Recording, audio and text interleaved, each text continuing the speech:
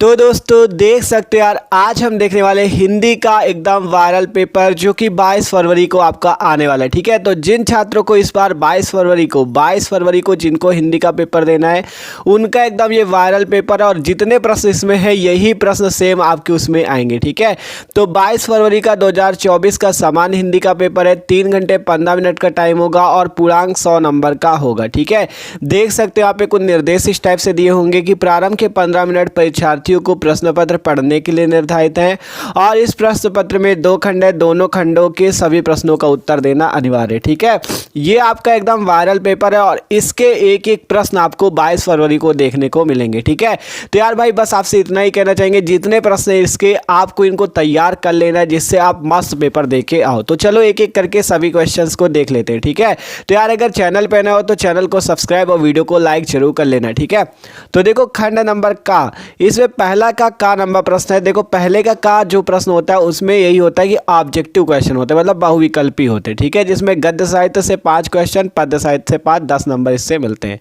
पहला प्रश्न ये कहता है कि शेखर एक जीवनी कृति के रचनाकार है, मतलब जो शेखर एक जीवनी रचना है किसने लिखी है? धर्मवीर भारती, अज्ञेय, हरिवंश राय बच्चन या जयप्रकाश? तो शेखर एक जीवनी रचना के लेखक है सच्चिदानंद हीरानंद वात्स्ययन अज्ञेय। ठीक है, अगला क्वेश्चन है अथातो घुमक्कर जिज्ञासा के लेखक है। अथातो घुमक्कर जिज्ञासा के लेखक कौन है? मोहन राकेश, अज्ञेय, राहुल शंकरत्यायन या धर्मवीर भारती? तो अथातो घुमक्कर जिज्ञासा के लेखक है राहुल शंकरत्यायन जी। ठीक है,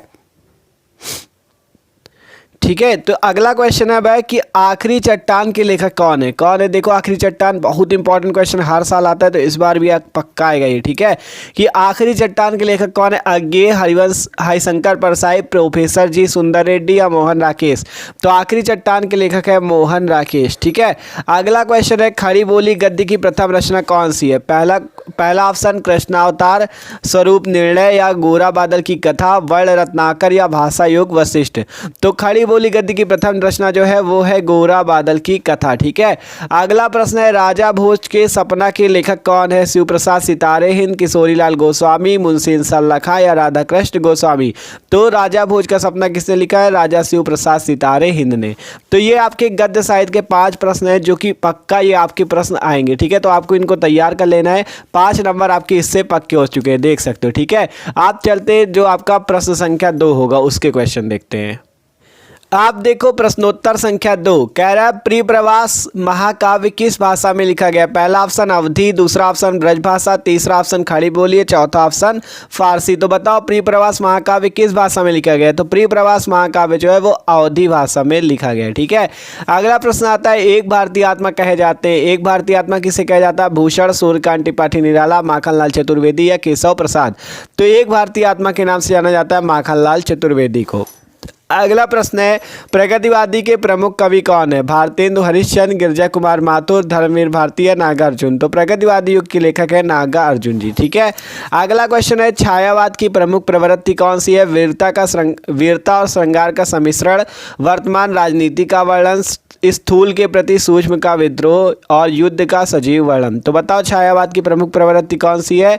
वर्तमान राजनीति का वर्णन। तो इसका दूसरा नंबर ऑप्शन सही हो जाएगा। ठीक है, तीसरा प्रश्न है, मतलब 5वां प्रश्न जो अंगा नंबर है कि सुमित्रानंदन पंत को ज्ञानपीठ पुरस्कार किस रचना में प्राप्त हुआ? ठीक है, तो सुमित्रानंदन पंत को चिदम्बरा रचना पर ज्ञानपीठ पुरस्कार दिया गया। ठीक है, ये प्रश्न भी बहुत महत्वपूर्ण था। तो ये पद्य साहित्य के 5 प्रश्न, इनको भी आपको तैयार कर लेना, देख सकते हो एक एक प्रश्न को। ठीक है, आप चलते प्रश्नोत्तर संख्या 3 की ओर। इसमें आपसे पूछा जाता है निम्नलिखित गद्यांशों पर आधारित प्रश्नों के उत्तर दीजिए। देख सकते हो वायरल गद्यांश ये पक्का आएगा। ठीक है, देख लो भूमि, भूमि पर बसने वाला जन और जन की संस्कृति, इन तीनों के सम्मिलन से राष्ट्र का स्वरूप बनता है।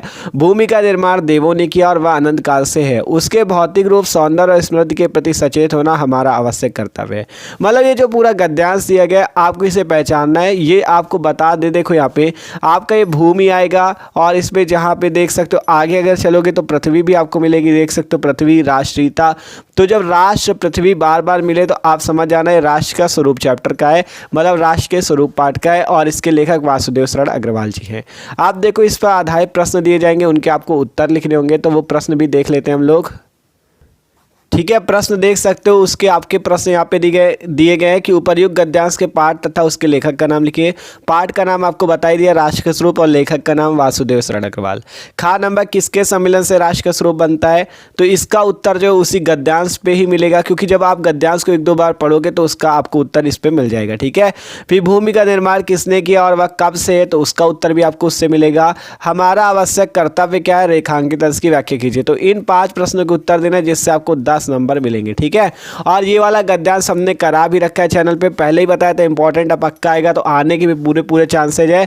तो इस पेपर पे ये जान लो जितने प्रश्न आपको तैयार करने। ठीक है, तो पहला गद्यांश तो ये वाला हो गया, ये वाला जो बताया था आपको, भूमि पर बसने वाला जन और जन की संस्कृति। और दूसरा गद्यांश एक यहाँ पे दिया गया, देख लो, ये वाला अथवा पे। ठीक है, 2 गद्यांश दिए जाएंगे, 2 में एक करना। ठीक है, कि मुझे मानव जाति की दुर्दम निर्मम धारा के हजारों वर्षों का रूप साफ दिखाई दे रहा है। मनुष्य की जीवनी शक्ति बड़ी निर्मम है, वह सभ्यता और संस्कृत के वृथा मोह को रौंदती चली आ रही है। ठीक है, तो इस वाले गद्यांश का भी आप संदर्भ सहित अनुवाद कर सकते हो। 5 प्रश्न यहाँ पे दिए गए हैं, 5 के आप उत्तर आसानी से लिख सकते हो, और इसमें से भी 10 नंबर मिलेंगे। मतलब दोनों में से करना एक ही, चाहे ऊपर वाला कर लेना या नीचे वाला कर लेना, 10 नंबर आपको आसानी से मिल जाएंगे। ठीक है, तो ये हो गया प्रश्न संख्या 3 गद्यांश वाला। आप चलते आगे। ठीक है, आप देखो प्रश्नोत्तर संख्या 4, दिए गए पद्यांश पर आधारित निम्नलिखित प्रश्नों का उत्तर दीजिए। 10 नंबर आपको इससे मिलेंगे। देख सकते हो पद्यांश दिया गया, दुर्बलता का ही चिन्ह विशेष शपथ है, पर अबला जन के लिए कौन सा पथ है? यदि मैं उकसाई गई भरत से हो, तो पति समान ही स्वयं पुत्र भी खो। ठीक है, तो ये वाला पद्यांश जो एकदम वायरल पद्यांश है और हर साल आता है, तो पक्का इस बार भी आएगा। तो हमने इसको भी पूरा कराया हुआ है, आपको सॉल्व पूरा बोर्ड की कॉपी भी बताया था कि इस तरह सॉल्व करना, जिससे एग्जामिनर आपको फुल नंबर देगा। तो आप वो वाला भी जाके देख सकते हो, तो इसको जरूर तैयार कर लेना। ठीक है, और देखो पद्यांश भी 2 दिए जाएंगे, 2 में से एक करना होगा। ठीक है, एक पद्यांश ये, एक देखो आपको दिखा दे दूसरा वाला। ठीक है, दूसरा पद्यांश देख सकते हो, अथवा के बाद वाला ये है कि लज्जाशीला पथिक महिला जो कहीं दृष्टि आए, होने देना विकृत वसना तो तू ना सुंदरी को। ठीक है, इस वाले पद्यांश का भी आप संदर्भ सहित अनुवाद कर सकते हो। देख सकते हो 5 प्रश्न ये दिए गए हैं, इन 5 प्रश्नों के उत्तर आप इसी से लिख सकते हो और मस्त नंबर ला सकते हो। तो एक को आपको तैयार करना है, जितने प्रश्न बता रहे हैं सब पक्का आएंगे। ठीक है, अगला देखो प्रश्नोत्तर संख्या 5 का का 5 के का में निम्नलिखित में से किसी एक लेखक का साहित्यिक परिचय देते हुए उनकी प्रमुख रचनाओं का उल्लेख कीजिए। पहला नंबर आचार्य हजारी प्रसाद द्विवेदी, डॉक्टर APJ अब्दुल कलाम, वासुदेव शरण अग्रवाल। इन तीनों में से किसी एक लेखक का साहित्यिक परिचय देते हुए इनकी रचनाओं का उल्लेख आपको करना है। ठीक है, फिर इसी टाइप से देखो और 5 नंबर इससे मिलेंगे, 5 नंबर मिलेंगे, तीनों में से किसी एक लेखक का आप कर सकते हो।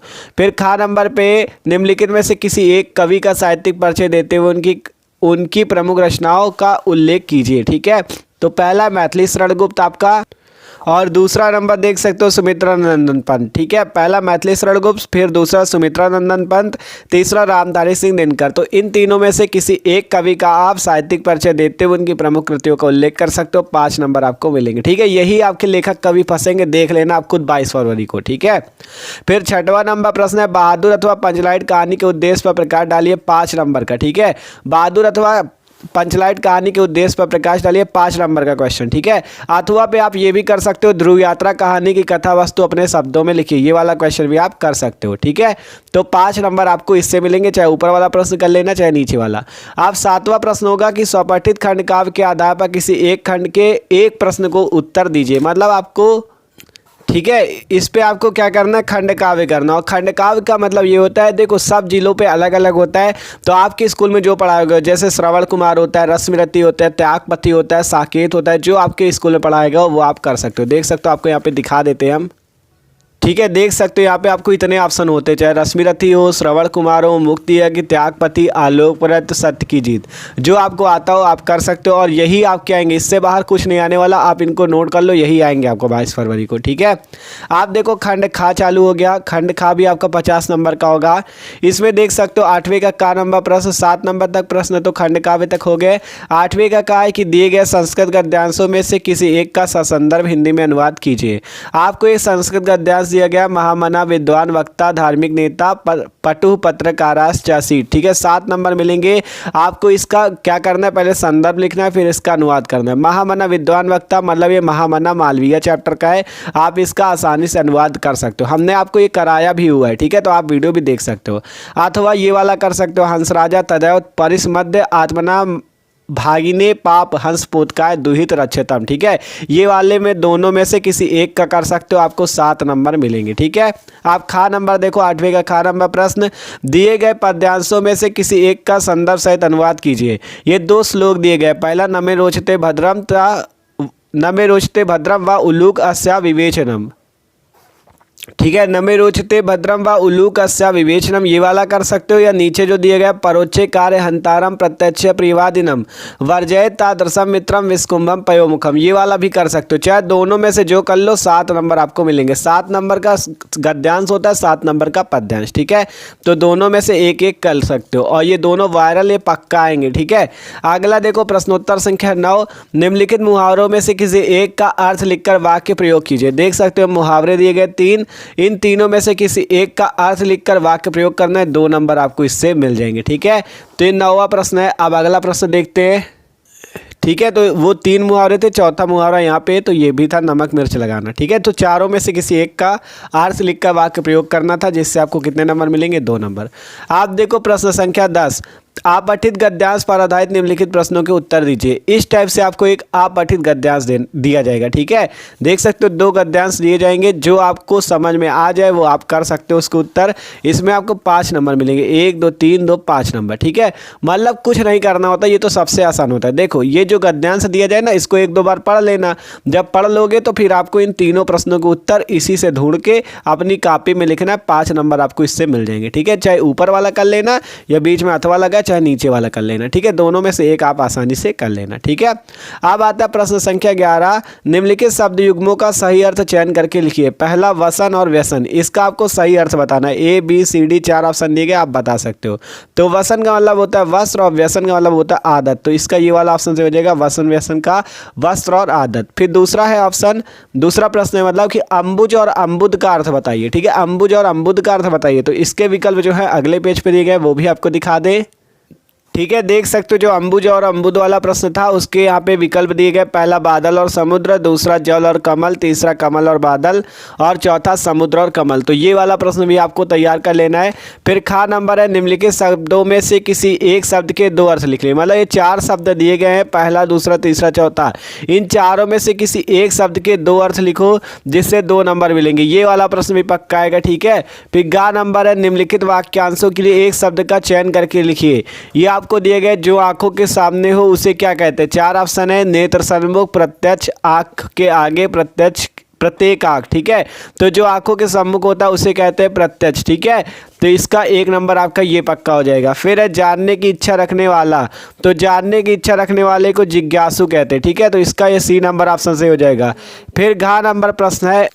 ठीक है, अगला नंबर क्या है कि निम्नलिखित में से किन्हीं 2 वाक्यों को शुद्ध करके लिखे। मतलब ये 4 वाक्य दिए गए हैं, चारों अशुद्ध हैं, इनमें से किन्हीं 2 वाक्यों को आपको शुद्ध करके लिखना है, जिससे 2 नंबर आपको मिल जाएंगे। ठीक है, तो ये वाला भी मोस्ट इंपॉर्टेंट था। आप देखो 12 का ये तो एकदम फिक्स टॉपिक का पक्का ही आना है। ठीक है, देख सकते हो वीर रस अथवा हास्य रस का स्थायी भाव के साथ उदाहरण अथवा परिभाषा लिखिए, 2 नंबर का है। ठीक है, वीर रस अथवा हास्य रस का स्थायी भाव के साथ उदाहरण सहित परिभाषा देना है।